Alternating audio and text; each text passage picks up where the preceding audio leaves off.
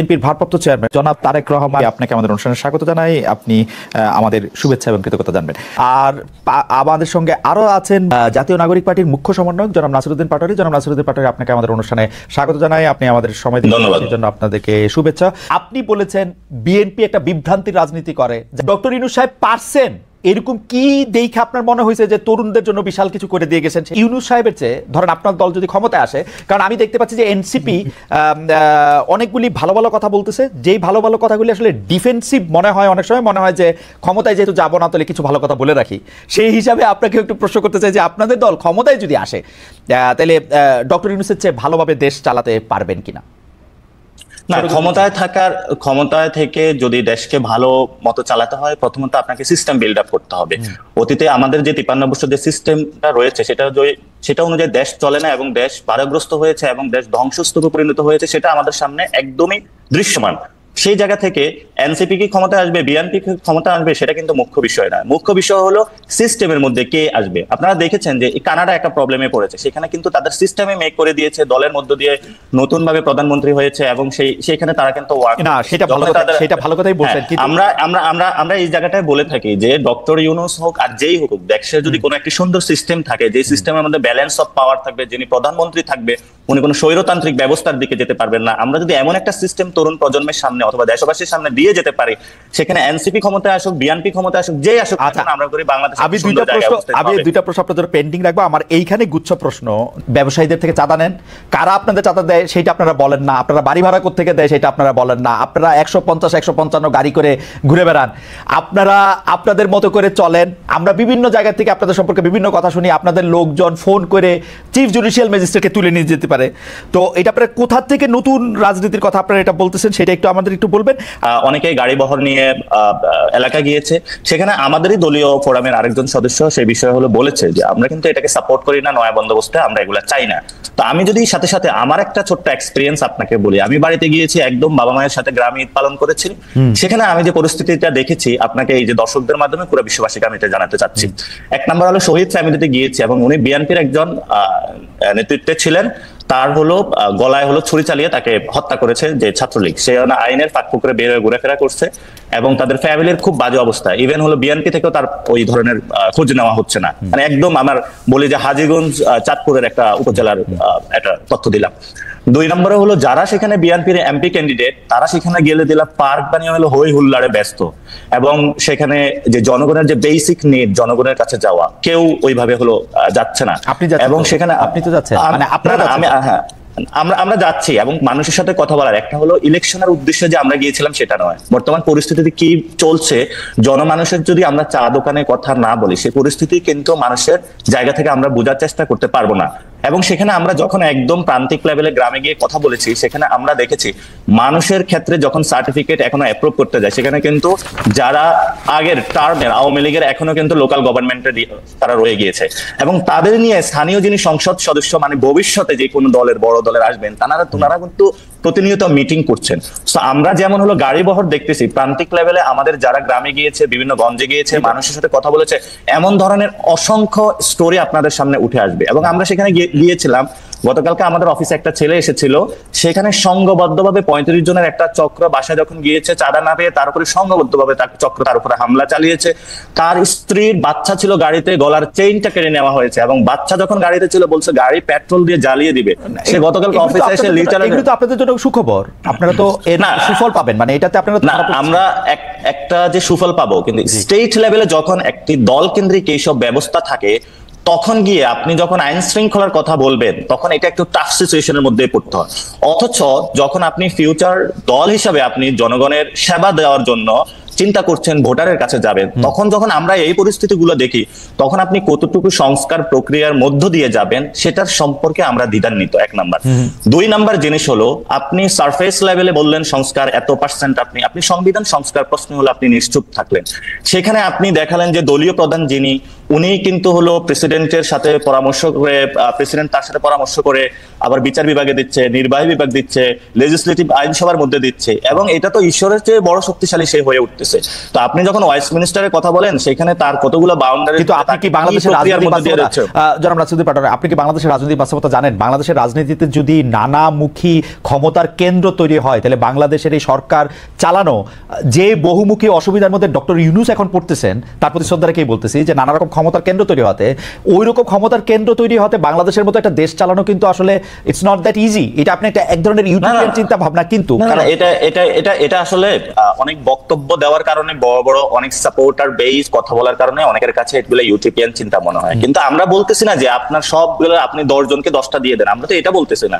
আপনি balance of power করেন, আপনার জবাবদিহিতার জায়গাটা কোথায়? আপনি সংসদে যখন যাচ্ছেন তখনও জবাবদিহিতা নেই, বিচারালয়ে যাচ্ছেন জবাবদিহিতা নেই, আপনি যখন নির্বাহী বিভাগে, আপনি আমাকে এক্স্যাক্টলি বলেন তো ডক্টর ইউনূসের জবাবদিহি কার কাছে আছে? আপনারা যে সরকারটাকে প্রলং করতেছেন, এইটার জবাবদিহি কার কাছে আছে? না, এটা আমি স্ট্রংলি বিরোধিতা করি, কারণ আমরা ডক্টর ইউনূসের সরকারকে প্রলঙ্গিত করার কোনো ইচ্ছাও আমাদের নাই। ঠিক আগের বক্তব্যে আপনার বক্তব্যের সারাংশই তাই ছিল যে উনি যেভাবে দেশ চালাচ্ছেন, উনি যেই উদাহরণগুলি সৃষ্টি করছেন, উনি যেভাবে এটা করছেন, আপনি বলতেছেন না। কিন্তু উনি কার কাছে? না, সেটা আমি উনি ভারতীয় প্রধানমন্ত্রীর সাথে যে দেখা করার জন্য এত ডেসপারেট হয়ে তার সাথে দেখা করলেন, সেইটাই বা উনি কার কাছে জিজ্ঞেস করছেন? চীনে গিয়ে উনি কারে কি বলবেন টলবেন, সেইটাই বা কোথায় আলোচনা করছেন? হ্যাঁ, সেটাই যে আপনি যখন বললেন যে আমার বক্তব্যের সারাংশ আসতেছে যে ডক্টর ইউনূস প্রলঙ্গিত, কিন্তু সেখানে আমরা বলছিলাম যে 1000 যারা শহীদ হয়েছিল, আমরা যারা মাঠে লড়াই করেছিলাম, আমরা বলেছিলাম ডেমোক্রেটিক একটি প্রক্রিয়ার মধ্যে দেওয়ার জন্য। ডেমোক্রেটিক প্রক্রিয়ার মধ্যে যখন আমি এই কথাটা বলতেছি, তখন আমরা এই কথার সাথে কিন্তু সাংঘর্ষিক ডক্টর ইউনূসকে প্রলঙ্গিত করা, ফলত আমরা ডক্টর ইউনূস কতদিন থাকবে সেই বিষয় বা প্রলঙ্গিত করা এই বিষয়ের সাথে আমরা একমত নয়। আমরা বলেছি ডেমোক্রেটিক একটা প্রক্রিয়ার মধ্যে যাওয়া, একটা সিস্টেম ডেভেলপ করা। নাসিরউদ্দিন পাটোয়ারি, আপনি যদি ওই জায়গা থেকে শুরু করেন যে আসলে প্রথম এই যে হামলা, কারো উপরে একদম বিচার করে ফেলা, চল দেখা আসি, এইটার মধ্যে এটা শেষ করে দেই, এগুলো আপনারা শুরু করছিলেন আসলে, বা আপনাদের কাছাকাছি জায়গা থেকে শুরু হয়েছিল, আপনাদের সমর্থন ছিল। এখন কি এটা একটু আয়ত্তের বাইরে চলে গেছে কিনা? মানে সারা বিশ্বের কাছে যখন একটা বিনিয়োগ বোর্ডের একটা মিটিং হচ্ছে, তখন আমরা এটা কি প্রমাণ করলাম? ইসরায়েলের বিরুদ্ধে আমাদের প্রতিবাদ জানাইতে গিয়ে জুতার দোকানের জুতা লুট করে নিয়ে আসা, কি প্রমাণ করলাম? প্রথমত হলো এই গণঅভ্যুত্থানটা হওয়ার পরে এখানে কিন্তু সংঘবদ্ধ কোনো একটা গঠিত রাজনৈতিক দল কিন্তু গণঅভ্যুত্থান ডিরেক্টলি করে নাই, ফলত এটা যে যেখানে পারে নিজের জায়গা থেকে ঝাঁপিয়ে পড়েছে, এবং পুরো জিনিসটাকে কিন্তু আমাদের গণঅভ্যুত্থানের পরে কন্টেইন করাটা আমরা করেছি। এবং এটা যতটুকু এখন স্টেবল পজিশনে মানে এসেছে, প্রায় আমাদের মাঠে 176টা মুভমেন্টের ওইখানে গিয়ে আমাদের কাজ করতে হয়েছে, এবং আমরা আমাদের যতটুকু শক্তি ছিল সর্বটুকু আমরা ব্যয় করেছি যাতে কোনো বিশৃঙ্খলা না ঘটে, এবং এই ডিসঅর্গানাইজ ফোর্সটা একটা অর্গানাইজিং, এবং এটার জন্য কিন্তু আমরা প্রথমে নাগরিক কমিটি গঠন করেছিলাম, এনসিপি গঠন করেছি, এবং এটা ডেমোক্রেটিক প্রক্রিয়ার মধ্যে যাচ্ছে যাতে এইভাবে কোনো কিছু না ঘটে। আর দ্বিতীয়ত যে বিষয়টা, এটা তো খুবই নিন্দনীয় কাজ যে ঘটনাটা ঘটেছে, এবং আমাদের কিন্তু রাজনৈতিক এডুকেশন, আমরা বারবার বলে থাকি যদি আমরা বিএনপি এনসিপির এই মেজারমেন্টের মধ্যে থাকি, কিন্তু আমাদের মূল জায়গাটা আমরা যেটা কাজ করতে হবে, আমাদের দেশের যে পলিটিক্যাল কালচারের জায়গাটা থেকে মব জায়গাটা, এটা কিন্তু আগেও ছিল, আগেও বয়কট সেশন এসেছে, বিভিন্ন জায়গায় সংঘবদ্ধ হামলা হয়েছে, এবং বিভিন্ন সময় কাজগুলো হয়েছে, কিন্তু আমাদের সামনে এখন সুযোগ এসেছে যে আমরা এগুলো বন্ধ করবো কিনা, এটা আমাদের সামনে সুযোগটা এসেছে।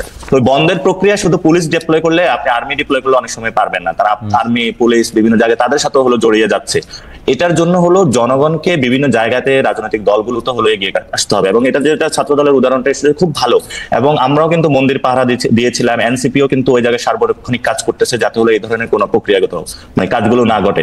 এবং ভবিষ্যতে এই ধরনের যখন প্রথম আলোতে হামলার কথা হয়েছিল, অনেকেই সেখানে গিয়েছিল, আমি নিজেই সেখানে যোগাযোগ করে গিয়েছি, এবং আমি তাদেরকে বলেছিলাম যে কোনো পরিস্থিতিতে আমরা প্রস্তুত আছি, কারণ যদি কারো বিরুদ্ধে সুনির্দিষ্ট কোনো অভিযোগ থাকে, সেটা আইন আছে, আদালত আছে, এবং আপনি সেখানে বলতে পারেন, কিন্তু এই ভিত্তিতে করা উচিত না।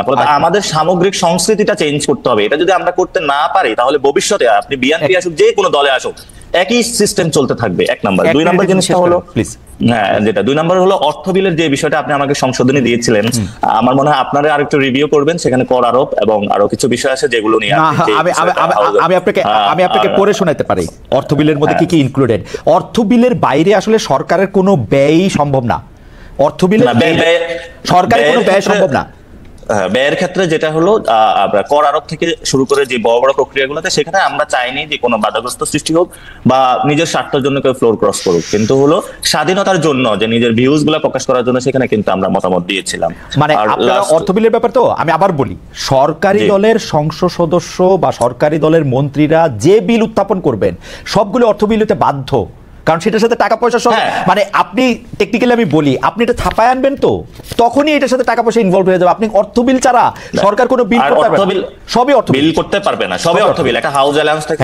যখন আপনি বলেন অর্থ বিল করতে পারবে না তখন হচ্ছে আসলে প্র্যাকটিক্যালি কিছু করতে পারবে না আর কি, মানে প্র্যাকটিক্যালি কিন্তু হলো তার ভিউজ গুলো এখন যেটা হয় আমাদের মানে দাঁড়ায় থেকে আপনাকে একটু নিন্দাবন্ধ করতে পারবে যে আমাদের মন্ত্রী নাসিরউদ্দিন পাটোয়ারি এটা ভালো কাজ করে না, এগুলি বলতে পারবে, তাই তো? সেটা তো প্রধানমন্ত্রীর যে দলীয় ফোরামের বাইরে উনি যাইতে পারবে কিনা, সেখানে আমরা মনে করি স্বাধীনতা থাকবে এবং এটার কোনো যদি অর্থ বিল আসে সবকিছু হয় সেখানে হলো তার সমালোচনা করা যায়, যেটা এখন নাই। আমরা সেই মনে করি সেই সুযোগটা হলো ভবিষ্যতে থাকা উচিত। আর ভবিষ্যৎ বাংলাদেশের রূপরেখাতে আপনারা যে কথাটা বলেছিলেন যে এটা বিএনপি হোক আওয়ামী লীগ হোক যে কেউ হোক না কেন, ডক্টর ইউনূস সাহেব এখনো আছেন, ভবিষ্যতে যদি আমরা সংস্কৃতির ক্ষেত্রে চেঞ্জ না করতে পারি, আমরা কোন দল যে দলই বাংলাদেশে যত সুন্দর দল নিয়ে আসুক জনগণের সামগ্রিক জায়গা থেকে পরিবর্তন করতে হবে। আর আপনি যে নিউজগুলোর কথা বলেছেন আমিও প্র্যাকটিক্যালি গ্রামে দিয়ে গিয়ে দেখেছি সামাজিক ভাবে আমাদের অনেক পরিবর্তন। আপনাদের নিউজগুলি তো বলি নাই, আপনাদের নিউজগুলি কি একটু বলবো? আপনাদের নিউজগুলি কিন্তু হচ্ছে যে আরো মারাত্মক। আপনারা টেলিফোন করে চিফ জুডিশিয়াল ম্যাজিস্ট্রেটকে সরায় দেন যে আপনার এখানে নিয়োগের জায়গা থেকে এটা করতে হবে। আপনারা প্রায় প্রতিটা উপজেলা এবং জেলা সরকারি কর্মকর্তাদের অফিসে এই যে ধরেন ছোটখাটো যে কোনো নিয়োগ এগুলির পাইলে আপনারা ছাপায় পড়েন। আপনারা প্রতিটা থানায় ফোন করে বলেন আমি সমন্বয় কুমুক।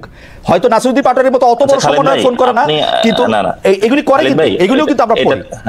নাসিরউদ্দিন পাটোয়ারি 1 মিনিট, আমরা ঈদের সময় এনসিপি লোকদেরকে না, আপনি শুধু আমার স্পেসিফিক প্রশ্নের জবাব দেন কারণ এটা আমার একটা মানে আমার টাইম ম্যানেজমেন্ট খারাপ, সেজন্য আমি একদম লেট করে ফেলছি যে এনসিপির সদস্যরা বিভিন্ন সময় লোকজনের কাছে গেছেন। আপনারা কি নির্বাচন করার ক্ষেত্রে বিএনপির একটু নক করতেছেন, জামাত একটু নক করতেছেন, কার সাথে জোট ভাববেন সেরকম ভাবতেছেন নাকি আলাদা আলাদা নির্বাচন করবেন, এই ব্যাপারে আপনাদের কোনো ভাবনা হয়েছে কিনা? না, এটা একদমই আমরা আমাদের জায়গা থেকে একটু সাংগঠনিক শক্তি বৃদ্ধি করি, তারপরে পরিস্থিতি অনুযায়ী বিবেচনা করবে যে কোন দিকে যাবে। তো এটাতে আমি কোনো একদম ওপেন উত্তর দিতে চাই, আমরা কোনো স্ট্র্যাটেজিক উত্তর